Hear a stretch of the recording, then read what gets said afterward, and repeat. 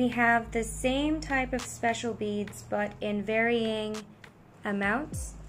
For version 1, we have the least amount of old gold diamonds. Version 2, we add a bit more, and this is the look for version 3 for this size of the painting.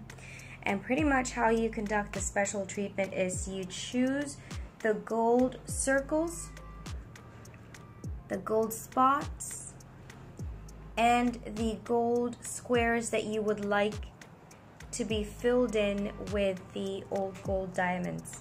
So this gives it a similar effect to this. And once again, this allows you to have a unique diamond painting, as you can choose to place your old gold diamonds in sections where another person who has the same painting may choose a different area.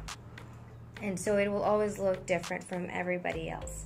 But this is what I've done. I've placed the old gold on this section over here. So simply replace the regular drills that you get for this painting with the old gold diamonds in these areas that you see sparkling.